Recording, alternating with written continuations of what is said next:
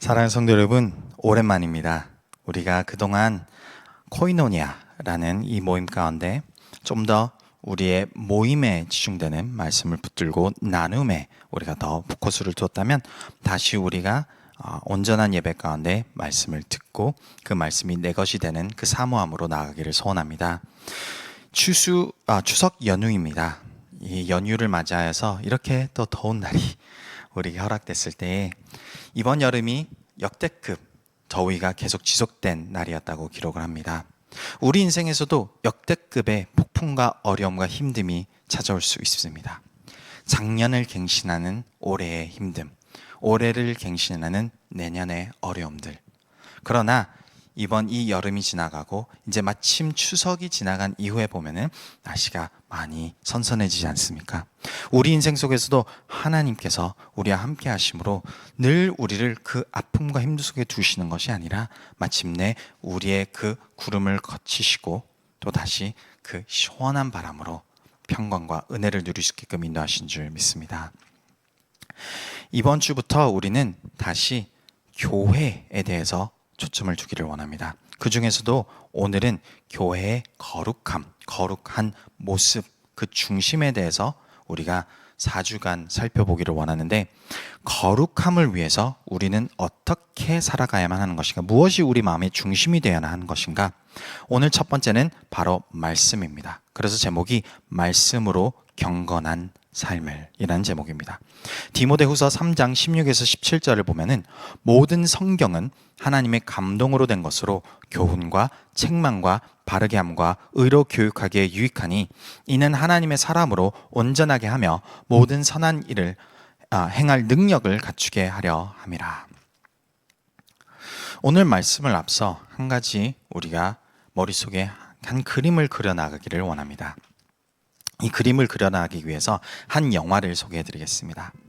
2010년에 영화 프로포즈 데이라는 로맨틱 코미디 영화가 나왔습니다. 이 로맨틱 코미디 영화의 그 핵심은, 그 줄거리는 이렇습니다. 참된 사랑, true love. 우리는 그것을 어떻게 찾을 수가 있는 것인가? 옛날 이야기들을 보면 영화의 가설입니다. 4년마다 한 번씩 돌아오는 2월 29일 날 프로포즈를 하면은 true love가 이루어진다는 것이죠. 그것에 대한 이제 이야기와 서사로 재밌게 그려나가는 영화가 바로 프로포즈 데이입니다. 영화의 여주인공은 바로 그러한 사랑을 찾고 있었습니다. 자기를 온전히 사랑해주는 그 존재. 그런데 영화의 시작을 보면은 그 여주인공에게 벌써 약혼자가 있다는 것을 보여줍니다. 그리고 이 약혼자는 누구나도 부러울 만한 인생을 살고 있었습니다. 뉴욕 그 도심 중심에서 네로나 하는 사업가들과 거래를 하고 그의 인생도 탄탄대로와 그 커리어도 많이 쌓여 올라가는 그러한 그림을 보여주고 있습니다.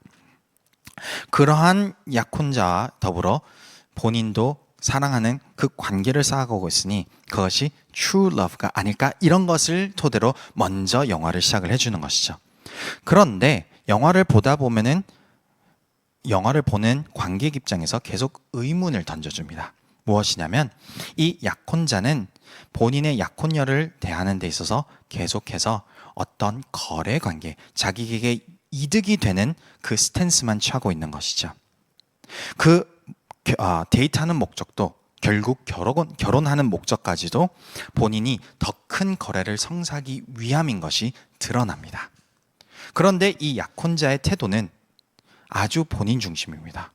너도 이걸 원하는 것 아니냐? 우리가 이렇게 결혼을 하면서 이 큰 것을 우리가 이 커리어를 위해서 쌓아간다면 우리 모두 아주 순탄한 삶을 살 수 있을 것이다. 이런 식으로 계속해서 그 여주인공의 마음을 흔들어 놓고 여주인공은 그 혼란스러움 가운데 마침내 영화 한 부분에 어떠한 사건이 터집니다. 영화 한 부분에 보면은 이제 이 약혼자가 굉장히 큰 거래를 성사하는 시점에 도달해 있습니다. 그런데 그 거래를 성사하기 위해서는 약혼녀와 결혼하는 것까지 그 서류가 필요하다는 것이죠. 그래서 그곳에서 많은 사람들을 초대해서 프로포즈를 하고 그 프로포즈를 받음과 동시에 이 거래가 성사되었다는 그 약혼자의 기쁨이 드러납니다. 거기에 이 여주인공이 너무 실망을 하는 거예요. 그런데 문득 지나가는 생각이 있었습니다. 영화 한 부분에 보면은 어느 누군가가 이렇게 표현을 합니다. 가장 급박한 상황에서 그 사람이 가장 먼저 챙기는 것이 그 사람 마음의 중심이지 않을까. 그래서 여주인공은 파이어 알람을 깨버립니다. 알람이 울리고 스프링클러가 터지고 그 방 안이 비 오듯 물이 떨어질 때에 자기 약혼자가 자신을 챙겨주는지를 바라보고 싶었던 것이죠. 그런데 아니다 다를까 이 약혼자는 먼저 자기의 컴퓨터, 서류, 필요했던 모든 자기 커리어를 위한 것들부터 챙기는 것입니다. 그제서야 알게 된 것이죠. 본인이 그 남자의 관계에서 자신은 그저 본인의 필요한 것에 대한 채우는 역할이었을 뿐 진정한 사랑은 아니었다는 것을. 그래서 영화 중반부에서 그렇게 이 여주인공은 true love를 찾아서 떠납니다. 비극적인 이야기가 아닙니다. 굉장히 재미있고 굉장히 따뜻한 영화입니다. 그래서 나중에 기회가 되시면 한번 보기를 추천드립니다. 이 영화가 관객들에게 던져지는 질문을 오늘 우리에게도 적용하기를 원합니다. 나는 참된 사랑이 어떠한 곳에 초점을 맞춰서 나아가고 있는 것인가? 더 나아가서 하나님과 나와의 관계 속에서 나는 이 약혼자의 모습처럼 행여 하나님하고 관계를 맺고 가고 있는 것은 아닌가 돌이켜봐야 합니다. 하나님이 내 필요를 채워주시니까 내 삶이 어렵지 않고 순탄하고 내가 그때그때마다 하나님께서 여유로움을 허락하시기 때문에 하나님과의 관계에서 늘 하나님을 찾으려고 하는 것. 그런데 만일 내 인생 속에서 내가 필요한 것, 내가 기도한 것, 내가 간구한 것이 주어지지 않는다면 그 이해관계와 필요관계가 나한테 성립되지 않는다면 나는 혹시 하나님을 떠나는 것이 아닐까. 요한복음 6장을 보면은 이러한 사건을 정확하게 우리에게 그려줍니다. 요한복음 6장은 유명한 하나님의 예수님의 오병이어의 사건을 우리에게 보여줍니다. 오병이어의 사건의 시작은 이렇습니다. 유대, 사마리아, 그 갈릴리 바다 지방에 예수님의 명성이 자자히 사람들이 듣게 되었습니다. 그래서 이 사람들이 예수님의 명성을 듣고 예수님이 치유하시고 예수님이 귀신을 내쫓으시고 역사와 기적을 일으키시는 그 예수님의 이야기를 듣고 쫓아온 것입니다. 그런 무리들을 보고 예수님이 그 무리가 먹을 것을 챙겨오지도 못한 채 급히 쫓아오는 그들에게 위로가 돼주고 싶으셨던 것입니다. 먹을 것을 허락해주고 싶으셨던 것입니다. 그래서 요한복음 6장 5절 말씀에 이렇게 기록이 되어 있습니다.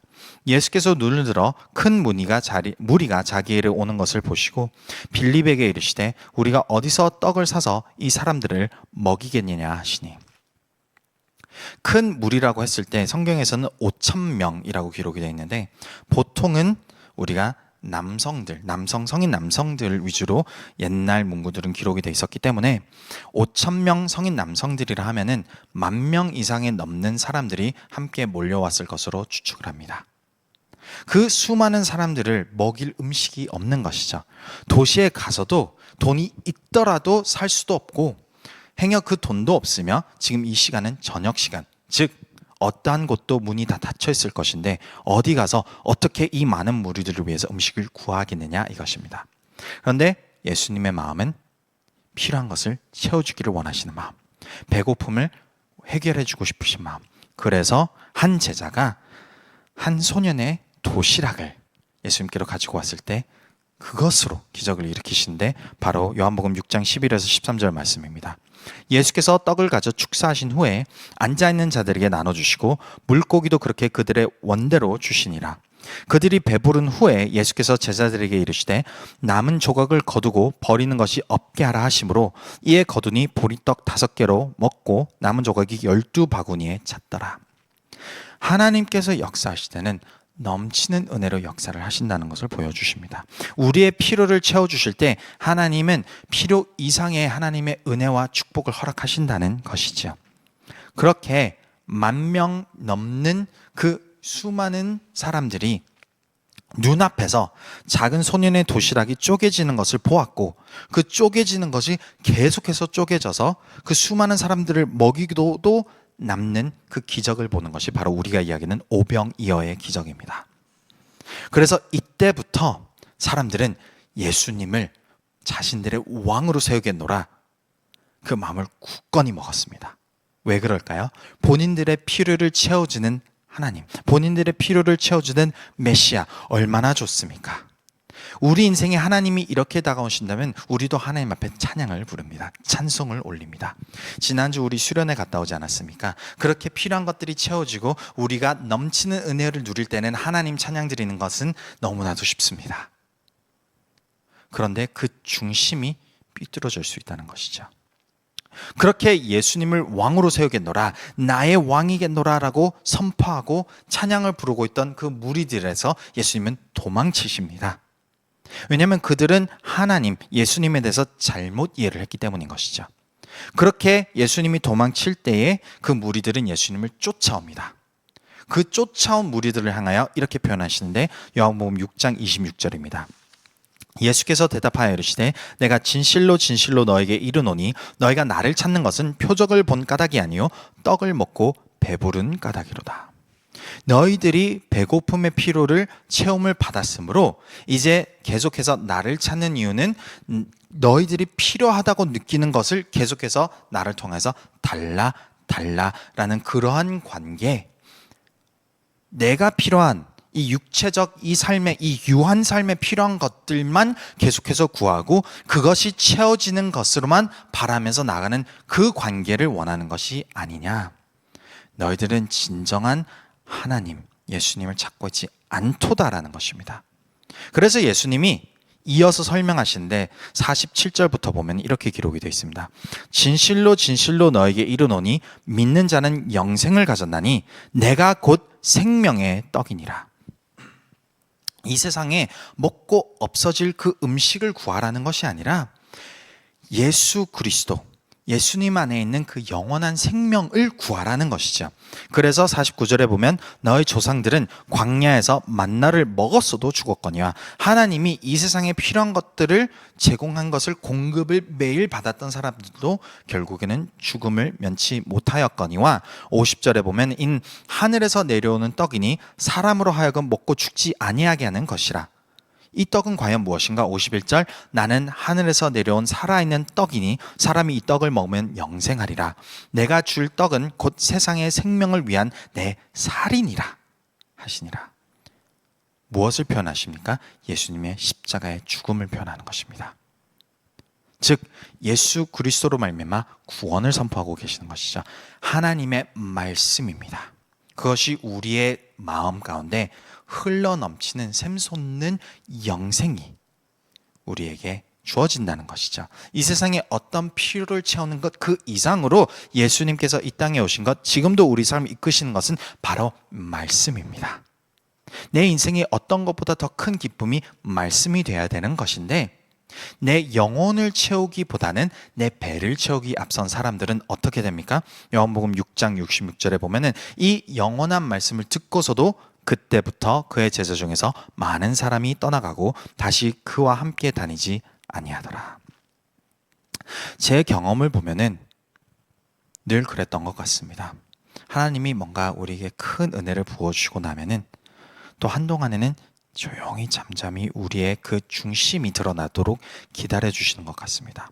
오병이어와 같은 큰 기적을 경험하고 나면은 나는 또 그 오병이어를 찾아 하나님을 찾기 마련입니다.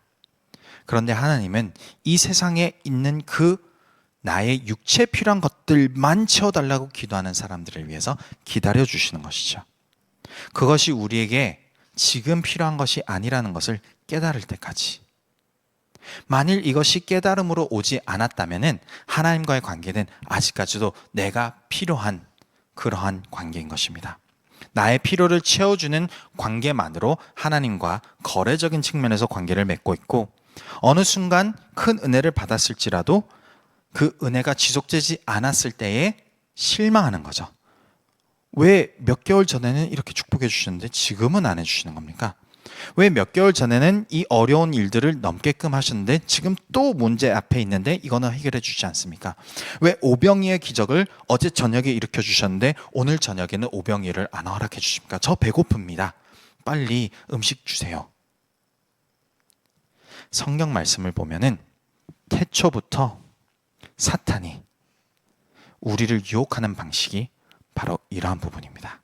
너의 육체의 유한 생명에 지금 필요한 것을 당연히 구해야 되지 않겠냐? 그것을 무시하는 하나님이 진정 하나님이냐? 이렇게 우리를 유혹시켜 버립니다. 그리고 그 유혹에 넘어가는 성도들은, 크리스천들은 그렇지, 나의 지금 이 작은 문제도 해결하지 못한 하나님이 어떻게 나를 영생으로 이끄실까? 라고 그 믿음을 저버린 그 관계를 내려놓는 모습들을 줄곧 보기 마련입니다. 예수님께서 성령에 이끌려 광야로 가셨을 때 3가지 시험을 받았다고 하십니다. 그 3가지 시험 중에 첫 번째 시험이 바로 이 시험입니다. 마태복음 4장 1에서 4절입니다. 그때 예수께서 성령에게 이끌려 마귀에게 시험을 받으러 광야로 가사 40일을 밤낮으로 금식하신 후에 줄이신지라. 시험하는 자가 예수께 나와서 이르되 내가 만일 하나님의 아들이어든 명하여 이 돌들로 떡덩어리가 되게 하라. 40일 동안 아무것도 먹지 못하였다면 얼마나 배가 고프겠습니까? 육체가 필요한 것은 음식입니다. 예수님이 능력이 없으셔서 이 돌을 떡으로 변하지 못하신 것일까요? 아닙니다. 오병이의 기적을 보여주신 것처럼 예수님은 언제든 이 세상 모든 것들을 주님이 원하신 뜻대로 변화시키거나 만들어낼 수도 있으신 겁니다. 무에서 유를 창조하신 하나님의 말씀이 육신이 되어서 이 땅에 오신 예수 그리스도께서 무엇을 못하시겠습니까? 그런데 예수님은 그게 중심이 아니라는 겁니다. 이 유한한 우리의 육체의 몸에 초점을 두고 살아가는 것이 하나님의 뜻이 아니라는 것을 이 4절 말씀에 보여줍니다. 예수께서 대답하여 이르시되 기록되었을 때, 즉 하나님의 말씀이 우리에게 알려주신 바로 사람이 떡으로만 살 것이 아니요 하나님의 입으로부터 나오는 모든 말씀으로 살 것이라 하였느니라 하시니,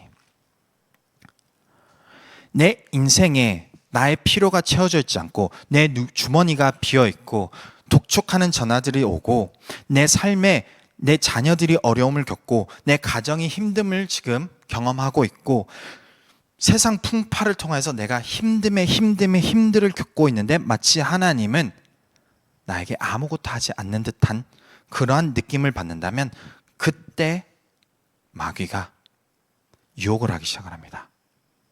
그런 하나님 존재하지도 않아. 너는 헛것을 보고 있었던 거야. 그동안의 축복 다 그냥 어느 순간에 잘 맞춰져서 넘어온 것뿐 하나님이 역사하신 것 아니야. 하나님이 진짜 너를 사랑하셨다면은 지금 너의 이 문제 해결해 주지 않았을까? 왜 가만히 두고 계시는 거지? 그 목소리가 마치 진리처럼 들리기 시작을 합니다. 맞네. 하나님이 사랑하신다고 했는데, 하나님이 우리의 문제를 해결하신다고 하셨는데, 보면은 기록을 보면은 이 여러 가지 기적과 이적과 표적으로 그 문제들을 해결해 주신 하나님인데 오늘날 나의 인생에서의 문제는 해결해 주지 않네. 하나님 존재하지 않으신 것 같네요. 그렇게 유혹에 넘어가 버리는 것이죠. 그래서 큰 은혜가 우리 삶 속에 다가왔을 때는 반드시 말씀을 품어야 합니다. 내 인생에 때로는 잠잠한 구간이 주어집니다. 때로는 하나님이 함께하지 않으신 듯한, 내 문제에 대해서 관심이 없으신 듯한 그러한 자세를 취하는 것처럼 보이는 것이죠. 근데 그것이 아닙니다. 지금 이 육체의 유한한 삶 속에서의 필요한 것들이 물론 필요할 때에 하나님이 채워는 주시겠지만 그것보다 더 중요한 것은 바로 영원한 생명을 허락하시는 하나님의 말씀인 것이죠. 어떠한 상황에서든 말씀을 사모하는 자로서 우리가 때로는 이 40일 금식 이후에 굶주림처럼 내 인생이 바닥을 치고 있을지라도 아무것도 체험을 받지 못했을지라도 나는 하나님의 말씀으로 만족합니다. 가 바로 하나님의 말씀으로 경건케 되어가는 사람의 중심입니다. 그냥 말씀을 읽는다고 해서 내 삶이 변화되는 것 아닙니다. 사람은 성경을 10독을 할 수 있습니다. 100독을 할 수 있습니다. 1000독을 할 수 있습니다. 때로는 더 많이 성경을 읽었다는 그 자부심으로 인해 내가 이렇게 열심히 했으니까 하나님 언제 저를 축복해 주실까요? 다시 거래적인 관계로 내가 돌아가고 있는 나의 모습을 보게 된다는 것이죠. 교회에서 열심히 어떤 프로그램을 하거나 성경 통독을 하거나 큐티를 하거나 기도 모임을 하거나 이런 것에 참석을 하다 보면 의례 나는 하나님 앞에 받아야 할 만한 축복들이 쌓이는 것처럼 느껴집니다. 근데 그게 아닌 것이에요. 내 중심은 먼저 하나님, 즉 하나님의 말씀을 갈망하고 있을 때에 하나님의 말씀을 통해서 내 삶이 변화되는 것입니다. 그리고 그때부터 하나님의 능력이 나의 삶에 드러나기 시작하는 것이죠. 앞서 요한복음 6장 66절에 보면은 많은 제자들이 떠났다라고 기록을 하지 않습니까? 그럴 때에 67절에 보면은 12 제자들에게도 예수님이 손수 부르시고 택하신 12 제자들에게도 이렇게 물으십니다. 너희들도 가려느냐?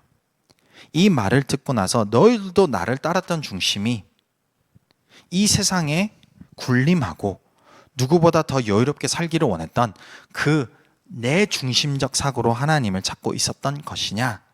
그런데 68절에 보면 시몬 베드로가 대답하되 주여 영생의 말씀이 주께 있사오니 우리가 누구에게로 가오리까? 하나님이 주셨던 깨달음인 것이죠. 영생의 말씀이 하나님께 있사오니 내가 지금 누구를 찾겠습니까? 무엇을 구하겠습니까? 내 인생에 모두가 하나님을 떠나가고 모두가 그 관계 속에서 하나님이 나한테 준 것이 부족하다. 내가 지금 필요했던 것 응답을 안 해주셨다. 그러면서 그 믿음을 버릴지라도 나는 주님의 영원한 말씀을 사모합니다. 이 중심이 있는 그리스도인이 말씀을 통해서 변화되기 시작을 합니다. 경건되기 시작을 합니다. 성경에 보면은 하나님의 마음에 합당한 자로 기록된 사람은 다윗입니다. 마음에 합당한 자라는 것은 무엇입니까? 그 사람의 말, 하나님의 말씀에 귀를 기울이고 사모하고 기뻐하는 사람이었다는 것을 성경이 보여줍니다. 시편 1편에서 2절입니다. 오직 여호와의 율법을 즐거워하여 그의 율법을 주야로 묵상하는도다. 무엇을 얻기 위해서 하나님의 말씀을 찾는 것이 아닙니다. 지금 내 문제가 해결되기 위해서 말씀을 찾아가지고 마치 그 말씀이 마법처럼 내가 선포를 했을 때에 내 문제들이 해결되는 그 심정과 그 마음으로 말씀을 주야로 묵상했던 것이 아닙니다. 무엇입니까? 하나님의 말씀이 나에게 기쁨이 되었다는 것이죠. 그 시편 기록 중에서도 가장 긴 시편 119편을 보면 다윗이 하나님의 말씀을 대하는 그 중심을 아주 명백하게 그려가는데 그 중에서도 몇 구절을 한번 살펴보겠습니다. 119편 48절을 보면 이렇게 기록이 되어 있습니다. 또 내가 사랑하는 주의 계명들을 향하여 내 손을 들고 주의 율례들을 작은 소리로 읊조리이다. 얼마나 사랑했으면 말씀에 하나님의 말씀을 사랑합니다. 소망합니다. 그리고 그것을 내가 늘 표현하면서 나아갑니다. 이것이 있겠습니까? 72절을 보면은 주의 입의 법이 내게는 천천 금은보다 좋으니이다. 이것을 오늘날 우리에게 표현하면 어떤 것인지 아시겠습니까? 주의 입의 법이 내게는 아파트 당첨보다 좋으니이다. 로또 당첨보다 좋으니이다. 내 통장에 수십억이 들어있는 것보다 좋으니이다. 그것을 그냥 말로 하는 것이 아니라 그의 인생의 중심이었다는 것입니다. 내 통장의 잔고가 비어있을지언정 하나님의 말씀만으로 살아가겠습니다. 이것인 것이죠. 오늘날 어떠한 사람들이 이런 고백을 하며 살아갈 수 있겠습니까? 다윗의 중심입니다. 103절입니다. 주의 말씀의 맛이 내게 어찌 그리 단지요 내 입의 꿀보다 더 다니이다. 오늘날 우리에게 단 것은 무엇입니까? 유튜브 쇼츠, 틱톡, 인스타그램이지 않겠습니까? 어느 순간 나는 이 쇼츠를 보면서 그 단맛에 중독되어 있습니다. 어느 순간 나는 TV를 보면서 그 매체에서 들려주는 그 달콤한 목소리와 그 선전하는 곳으로 내가 매료되어 나가 있습니다. 그러니 내 시간의 전체의 가장 큰 비중은 그것에 차지되어 있지 않겠습니까? 다윗은 무엇을 달콤하다고 표현한 줄 아십니까? 말씀입니다. 이 세상에 어떠한 나에게 즐거움을 주는 것보다 말씀이 내가 더 사모합니다. 그리고 마지막으로 105절 보면 주의 말씀은 내 발의 등이요 내 길의 빛이니이다. 내 인생의 경험도 아니요 이 세상이 말하는 방향성도 아니요 하나님의 말씀이 나를 비춰주십니다. 나를 인도하십니다. 이것입니다. 이 세상은 무엇을 말합니까? 더 많은 것을 준비하고 더 많은 것을 누리고 더 많은 것을 축적해놔야 나중에 여유로울 것이다 라는 의문만 남긴 채 계속해서 우리를 혹독하는 그러한 삶을 살아가고 있습니다. 성경 말씀 어디에도 그렇게 살아가는 것이 지혜롭다라고 하지 않습니다. 무엇이 지혜롭습니까? 어느 한 상황 속에서든 하나님의 말씀을 사모하는 것, 그것이고 그 말씀 중심대로 살아가는 것, 그것이 우리에게 가장 큰 지혜이자 기쁨이자 그 빛의 길로 나아가는 유일한 방법인 것입니다. 하나님의 말씀을 이토록 사모하여 이 시편 119편 말씀을 보면은 히브리어 알파벳, 즉 우리 영어 알파벳 A, B, C, D 이렇게 있지 않습니까? 그 알파벳의 시작 단어를 가지고 6절씩 시를 만든 것입니다. 어마어마합니다. 그냥 간단하게 쓴 것이 아니라 곱씹어보고 생각을 하고 거기에 필요한 중요한 단어들을 정확하게 찾아내어서 하나님의 말씀이 얼마나 아름다운지를 가장 긴 챕터로 적어낸 것이죠. 얼마나 어마어마합니까? 그게 바로 하나님의 말씀을 사모하는 자, 즉 성경에서 기록한 하나님의 마음에 합당한 자의 갈망과 중심이라는 것입니다. 오늘날 우리가 수련회의 은혜를 받고 이후 이제 우리 교회가 더욱더 하나님의 그 은혜로 다가가고자 할 때에 어떤 중심으로 우리는 살아가야 하는 것인가? 이 갈망, 이 갈급함, 이 중심인 것입니다. 디모데후서 3장 16절을 보시기 바랍니다. 모든 성경은 하나님의 감동으로 된 것으로 교훈, 책망, 바르게 함과 교육하기에 유익하니 라고 기록이 되어 있습니다. 성경 말씀이 우리에게 유익해지기 위하여서는 내 중심이 하나님께로 온전히 다윗처럼 베드로처럼 향해 있어야 합니다. 만일 앞서 영화의 그 남주인공처럼 그 여성을 자기의 약혼녀를 대하는 거래적인 관계, 나에게 이득이 되는 것만 취하려고 하는 자세가 아직도 하나님과의 관계 속에서 남아있다면 성경 말씀을 읽는다고 해서 내가 유익함을 누릴 수 없습니다. 그 말씀이 나를 변화시키고 있지 않기 때문이거든요. 그 말씀 가운데 나에게 이득되는 구절들만 찾아서 하나님의 얼굴에 내밀 것입니다. 주님, 이렇게 말씀하시는데 왜 나에게는 이게 허락되지 않습니까? 이렇게 약속하시는데 왜 이것이 저에게 지금 이루어지지 않고 있습니까? 이렇게 불평불만만 내려놓기 마련입니다. 말씀이 내 삶을 변화시키는 유일한 방법은 갈망하는 것, 사모하는 것, 사랑하는 것입니다. 그 중심으로 나아갈 때 이 네 가지, 첫 번째 하나님 뜻대로 살아갈 수 있는 티칭, 교훈이 우리 삶 가운데 이루어지는 것이고, 두 번째 잘못된 길로 나아가지 않도록 나에게 주어지는 책망을 달게 받을 수 있는 것이고, 행여 내가 하나님 뜻에서 벗어나서 잘못된 길로 나아갔을지라도 그것을 다시 고칠 수 있는 바르게 함의 교훈이 있는 것이고, 마지막으로 한국어로는 교육이라고 기록되어 있지만 훈련이 조금 더 가까운 단어입니다. 어떤 훈련? 의로 이끌어가는 훈련인 것입니다. 내가 지금 나의 유혹에 빠져 살고 있는데 하나님의 말씀이 내 삶 가운데 들어와서 이제는 그것을 내려놓아라 라고 감동을 주시고 그것이 약속의 말씀으로 내 마음께 품어졌을 때 나는 그 훈련 가운데 내려놓을 수가 있는 것이죠. 그것은 말씀을 사모하는 자만이 내려놓을 수 있는 은혜인 것입니다. 이것이 되었을 때 17절에 보면 이는 하나님의 사람으로 온전하게 하며 모든 선한 일을 행할 능력을 갖추게 하라 함이라. 말씀에 사로잡혀 사는 사람들이야말로 하나님의 뜻이 이루어지는 그 능력의 삶을 살아가는 것입니다. 우리가 이 세상에서 하나님의 선한 사랑을 나누고 베풀고 우리가 가지고 있는 것들을 나눔으로써 기쁨을 누리는 것, 내 힘으로 하는 것이 아니라는 것을 성경은 늘 기록하고 있습니다. 무엇으로 하는 것일까요? 하나님의 말씀이 나를 변화시키고 하나님의 그 말씀이 내 가운데 넘쳐나서 그것이 하나님의 선한 일을 행할 능력을 갖추게끔 하는 것이죠. 수련회 때 기억나신지 모르겠습니다. 제가 간증을 드렸을 때 성경 통독만 하고 있었음에도 하나님이 그 모임을 통하여서 역사하셨다고 하지 않으셨습니까? 말씀드리지 않았습니까?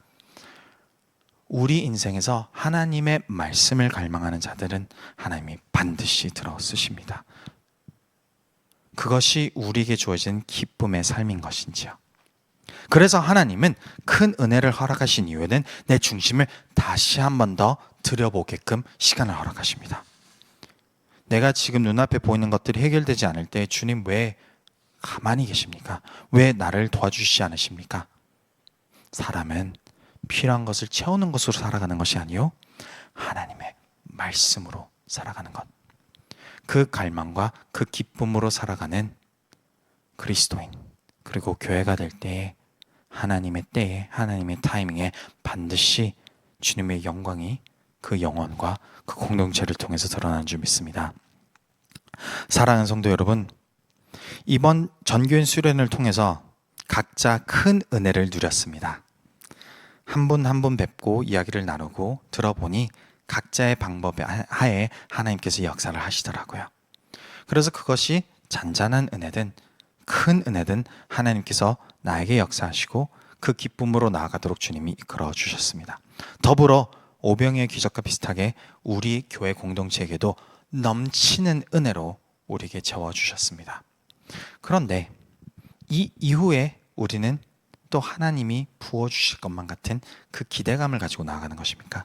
아니면 하나님께서 이렇게 그 은혜 가운데 이제 나는 하나님의 말씀을 찾겠습니다 라고 그 중심을 온전히 내어드려야만 하는 것입니까? 후자가 이제 앞으로 우리 교회가 나아갈 방향성인 줄 믿습니다. 그래서 홀로 하나님을 찾는 것 당연히 중요합니다. 때로는 그러나 우리가 이 지난 9주 동안 살펴보았지만 혼자서 하는 힘이 부족할 때가 있다는 것을 많이 느끼곤 하죠. 그래서 우리가 앞으로 주일 예배 끝나고 점심 먹고 난 이후에 한 30분에서 길면 1시간 동안 주일 예배 이후에는 통독을 먼저 하도록 하겠습니다. 그리고 주중에는 벌써부터 영어로 통독과 큐티를 하고 있고 그 이상으로 기도 모임과 찬양, 즉 하나님을 만나고자 하는 그 갈망을 가진 사람들에게 공동체로서 힘이 되어주기를 원하는 것이죠. 그래서 내가 아직 홀로 하나님을 찾을 수 있는 힘이 부족하다고 느껴질 때에 함께 공동체로 모여서 우리가 하나님의 말씀을 더욱더 사모하고 그 말씀으로 변화되고자 하는 그 중심을 갖고 나올 때에 하나님은 그 영혼과 그 공동체에 은혜를 베풀어 주실 줄 믿습니다.